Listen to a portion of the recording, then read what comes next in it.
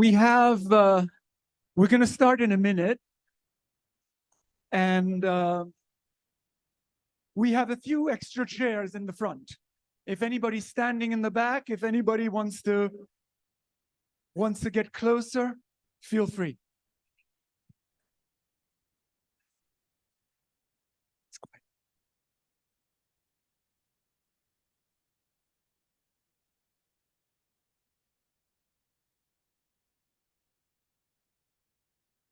Yeah. Oh, yes. Hi, good morning, everybody. Welcome, everybody, at the World Future Studies Federation's 25th World Conference titled Exploring Liminalities, Creating Spaces for Unlimited Futures. Yes, and welcome, and apologies. I had the best of intentions to improvise and have, a really perfect speech, but I ran short on time given the organization, so I'm actually going to read a little bit. But maybe sometimes the message is more important than the messenger, so we'll try for that. So first of all, welcome as well, dear colleagues and friends. We are being followed online as well. There's a full online program as well. So welcome to those of you listening to us online virtually. Welcome to Paris. Welcome to the École des Ponts. Maybe a moment to think about all of those who are not here, actually. Absence is a form of presence. And a lot of people are not here because they couldn't make it for personal, geopolitical, health reasons. And so maybe just a moment to think back in your circle of those who are not here with us. And it's kind of a good switch into liminality after all, since absence is a form of liminality as well. This is the overarching theme of the conference, as you know. And although you're all familiar with the word, I'm sure, it has become very fashionable over the past few years. Maybe a few thoughts and a few words on the subject, on the theme, may not be completely useless.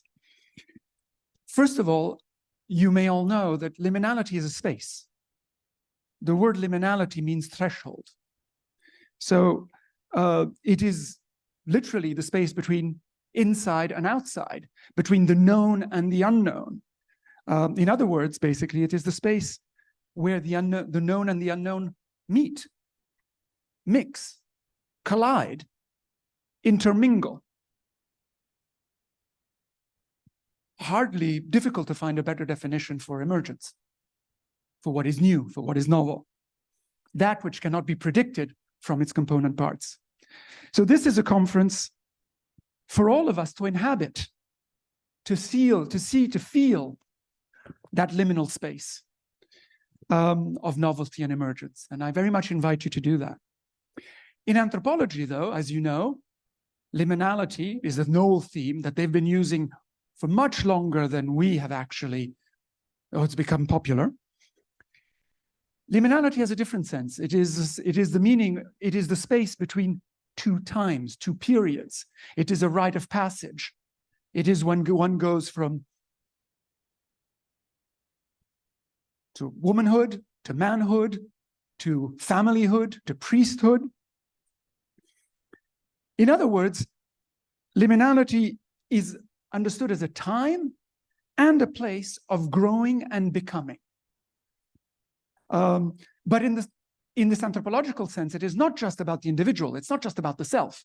It's about growing into a community and one's place in a community. And therefore, it implicitly becomes an act of conformity. So the liminal space we're inviting you to is a little bit different from both of those. We would like to invite you to a liminal space of activism, a futures activism of sorts, which is not only a call for action, everybody's been calling for action for years, but more profoundly, maybe a call and a responsibility to shift and to step beyond the confines of existing patterns, projections, into, once again, this novelty and emergence.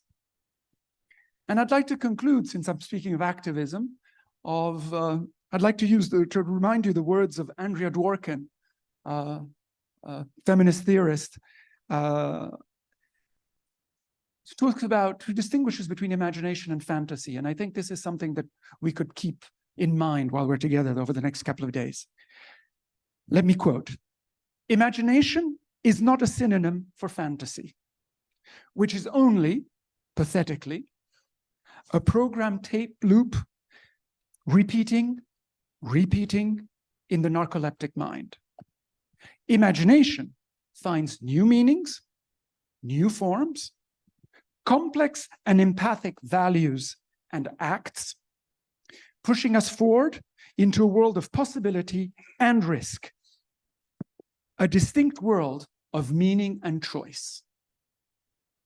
So, may this be a space of becoming for each and every one of us, a rite of passage of sorts.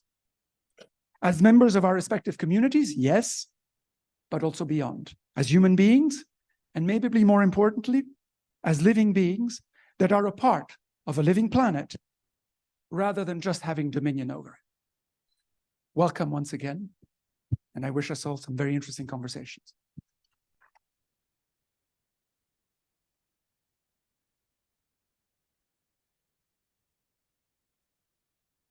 We are very happy to see you all in Paris. This is the 50th anniversary of the Federation, and the Federation was founded here in Paris. That's why we decided to have the conference location here.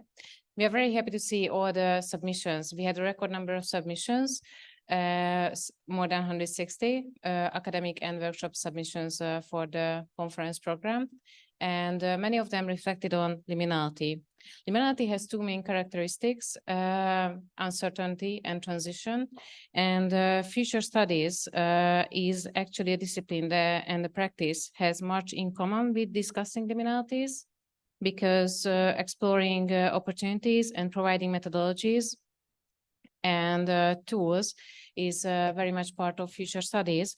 And with those, we managed to manage the uncertainty and the transition.